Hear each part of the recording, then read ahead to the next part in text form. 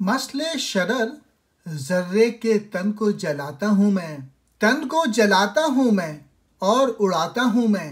دیکھ نوا کا یہ سوس ریزہ الماس کو، قطرہ شبنم کروں گرنا سکھاتا ہوں میں۔ جب میں مقام نمود سے ہوں کبھی نغمہ ریز، شوق ظہور سحر شب کو دلاتا ہوں میں۔ مسئلے شرر کہتے ہیں چنگاری کی مانند، ریز الماس، الماس کا ٹکڑا۔ اقبال کہہ رہے ہیں میں ذرے کو چنگاری کی طرح گرم کرنے کا طریقہ دیتا ہوں، سکھاتا ہوں، اور اس بہانے میں دراصل اسے اڑنے والے پر عطا کرتا ہوں۔ یعنی میری شاعری پڑھ کر، میرے کلام پڑھ کر بے سوچ شخص میں بھی گرمی عشق پیدا ہو جاتا ہے، اور گرمی عشق اسے آسماں کی بلندیوں کی طرف جانے کے طریقے بتاتا ہے۔ سوچ بڑی ہو جاتی ہے اقبال کی شاعری پڑھ کے۔ نوا یعنی شاعری۔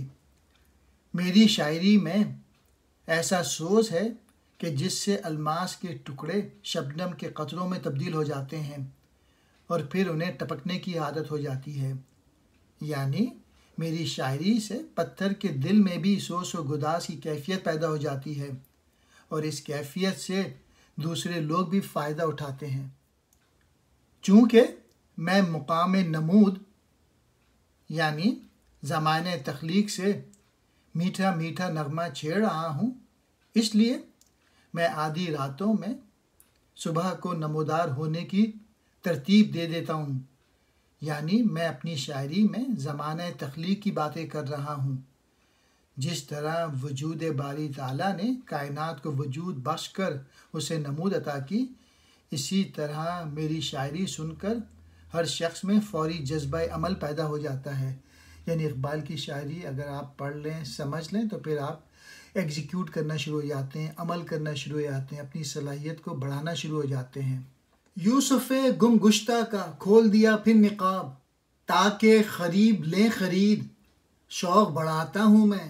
عشق ہے صبر آزما اس بے خبر خاک کو، آنکھ وہ دے نم سے پر راہ دکھاتا ہوں میں۔ یوسف گم گشتہ سے مراد ہے گم شدہ یوسف، تنگ مایہ کم حوصلہ۔ علامہ اقبال کہتے ہیں گم شدہ یوسف کا میں نے پھر سے نقاب ہٹایا ہے، تاکہ کم حوصلہ لوگوں میں اسے خریدنے کا شوق پیدا کروں۔ جو لوگ اپنا مقصد حیات بھلا بیٹھے ہیں، میں اپنی شاعری کے ذریعے مقصد کے حصول کے لیے لذت عمل کا سامان پیدا کر رہا ہوں۔ اور آخری شعر میں کہتے ہیں صبر آزما عشق نے اپنے مقصد سے بے خبر آدمی کو آنسو دیے ہیں، اور آنسوؤں سے بھیگی ہوئی آنکھ میں محبوب کے دیدار کی لذت پیدا کرتا ہوں۔ خودی کی آدم آمیزی سبب ہے نارسائی کا، تو ہے درد آشنا تو چھوڑ دامن آشنائی کا۔ جبھی سائی شاہوں کی بارگاہ میں کب تلک تیری، تو سیکھ اپنے خدا سے ناز اس کبریائی کا۔ جواں مردی سے پاتی ہے محبت وہ مقام آخر، کہ گر جاتا ہے کام اس کی نگاہ میں دل ربائی کا۔ اقبال کہہ رہے ہیں جو شخص اپنی خودی کو پہچان لیتا ہے وہ عام لوگوں میں اٹھتا بیٹھتا نہیں ہے، وہ عام لوگوں میں اٹھنے بیٹھنے کی عادت چھوڑ دے۔ خودی کو پا لینے والا شخص خدا آشنا بھی ہو جاتا ہے، اور وہ ہجوم آدم میں گم نہیں ہوتا، بلکہ ہر وقت وہ یاد خدا میں مصروف نظر آتا ہے۔ تو بادشاہوں، امیروں، وزیروں کے درباروں میں کب تک ذلیل و خوار ہوتا رہے گا؟ ان کی چوکھٹ پر کب تک ماتھا رگڑتا رہے گا؟ اپنی حقیقت بھول کر غیر خدا کا محتاج ہو رہا ہے، اور اپنے خدا سے کبریائی کا ناز سیکھ۔ ایک دن ایسا آئے گا کہ محبت اپنی جواں مردی کے باعث اپنے صحیح مقام پہ پہنچ جائے گی۔ یعنی میسج یہ ہے کہ سچا عاشق ایک نہ ایک دن محبوب تک رسائی حاصل کر ہی لیتا ہے۔ ہوا نغمہ سرا یوں میں حریم ناز کے آگے، کہ محرم کر دیا میں نے مزہ سوز جدائی کا۔ میں اپنے آپ تک رکھوں ہے چشم مشتری اندھی، ماتائے عشق کی جاں ہے کرشمہ کم روائی کا۔ کریں ہم رقص لالا پر، کریں بے خوف میں نوشی، کہ جائز عشق میں ہے خوں کرنا پارسائی کا۔ مسلمانوں سے باہر آ، مسلمانی کے اندر جا، روا رکھیں مسلمان سکہ کافر ماں جرائی کا۔ اقبال کہہ رہے ہیں میں نے اس کے محبوب کے گھر کے سامنے اس طرح درد کے گیت گائے کہ میں نے محرموں یعنی رازدان عشق کو جدائی کی مختلف صورتوں کی لذت عطا کر دی۔ جدائی میں جو درد بھرے گیت میں نے گائے، انہیں سن کر اہل عشق کے دل میں یہ خیال پیدا ہو گیا کہ وصل محبوب سے ہجر کی لذت زیادہ ہے۔ وصل میں دل کی تمام لطیف کیفیات ختم ہو جاتی ہیں۔ مجھے اپنے آپ پر اس لیے فخر ہے کہ گاہک کی آنکھ اندھی ہے، یعنی عشق کا ہر کوئی خریدار نہیں ہوتا۔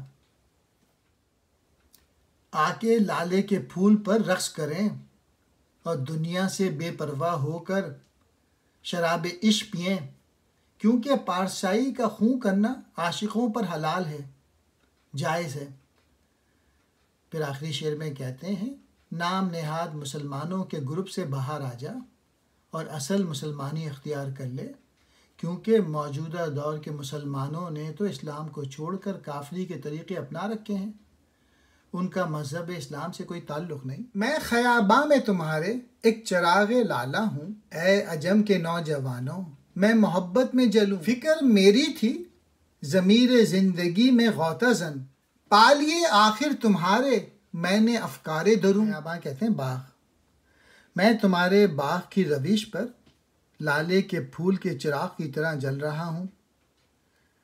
اے عجم کے نوجوانوں، مجھے اپنی اور تمہاری جاں کی قسم، میں ہر وقت تمہارے بہتر مستقبل کے بارے میں سوچتا رہتا ہوں۔ میری سوچ نے زندگی کے ضمیر کے دریا میں بہت غوطے لگائے ہیں، تب کہیں جا کر مجھے تمہارے پوشیدہ خیالات، قوم کے نوجوانوں کے مسائل اور ان کے حل معلوم ہوئے۔ دیکھے مہر و ماں پروین سے گئی آگے نظر، کافرستان میں بنا شاید حرم کی ڈال دوں۔ تیز کی نوک اس کی میں نے لایا مرکز کی طرف، تھا تمہارا شعلہ ایک آوارہ دشت جنوں۔ فکر میری کر دے مشرق کے تہی دستوں کی نظر، لال کا ٹکڑا بدخشاں سے تمہارے جو رکھوں۔ آئے گا مرد ایک جو زنجیر غلاماں توڑ دے، دیکھ کر میں اندروں زندان کا خواب آگاہ ہوں۔ حلقہ میرے گرد ڈالو، آب و گل کے پے کرو، آگ جو آبا سے پہنچی ہے وہ سینے میں رکھوں۔ میں نے سورج اور چاند کا مشاہدہ کیا، حتیٰ کہ میری نگاہ پرواز ستاروں کے جھرمٹ سے بھی آگے نکل گئی۔ میں نے کافی سوچ بچار کے بعد تمہارے کافرستان میں اسلام سے بیگانہ دلوں میں کعبے کی بنیاد رکھ دی ہے، تاکہ اس کی نوک اور تیز ہو جائے، اس لیے میں نے اسے لپیٹ لیا، یعنی اس شعلہ آشفتہ کو ادھر ادھر سے لپیٹ کر اکٹھا کیا، وہ شعلہ جو تمہارے بیاباں میں اب تک آوارہ تھا۔ اے عجم کے نوجوانوں، میں نے تمہارے خیالات کو یکجا کر کے ایک صحیح نقطہ پر مرکوز کر دیا۔ میں نے اپنی فکر لال بدخشاں کا ٹکڑا اہل مشرق کے خالی ہاتھوں میں دے دیا ہے۔ اہل مشرق اسلامی تعلیمات پر عمل کر کے زندگی کے ہر شعبے میں انقلاب برپا کر سکتے ہیں۔ وہ مرد آ رہا ہے کہ جو غلاموں کی زنجیریں توڑ کر انہیں آزادی دلائے گا۔ میں نے تمہارے قید خانے کی دیواروں کے روشن دان سے اسے دیکھا ہے، یعنی آنے والے وقتوں میں تم لوگ آزاد ہو جاؤ گے۔ آخری شعر میں اقبال کہہ رہے ہیں اے مٹی اور پانی کے بنے ہوئے لوگ، بے سوز اجسام والے لوگ، آؤ میرے گرد حلقہ بناؤ، میری صحبت میں آ کے مٹی میں آگ پیدا کرنے کا فن سیکھو، اپنے اندر سوز و گداز پیدا کرو، اسے نئی زندگی دو۔ میں اپنے سینے میں جو آگ رکھتا ہوں وہ میں نے تمہارے اسلاف سے لی ہے۔ یہ آگ سوز عشق ایمان کی حرارت ہے، یعنی اقبال کہہ رہے ہیں میری پوئٹری پڑھو، سمجھو، اس پہ عمل کرو۔ میرے نفس کو یہاں باد فرویں بھی کیا، گیا کو میرے اشکوں سے یاسمین بھی کیا۔ نمود لالۂ صحرا کی خون سے ہے میرے، شراب سرخ سے پر جسے سادگین بھی کیا۔ فروغ آدم خاکی ہے تازہ کاری سے، ماہ و ستارہ کریں وہ جو پیش عظیم بھی کیا۔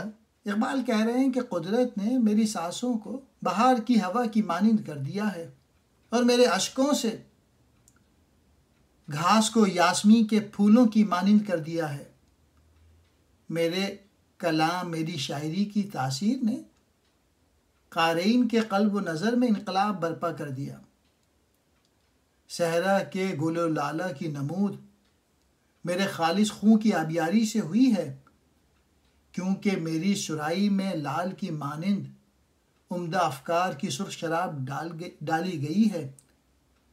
فطرت کا حسن میرے عشق کے باعث ہے۔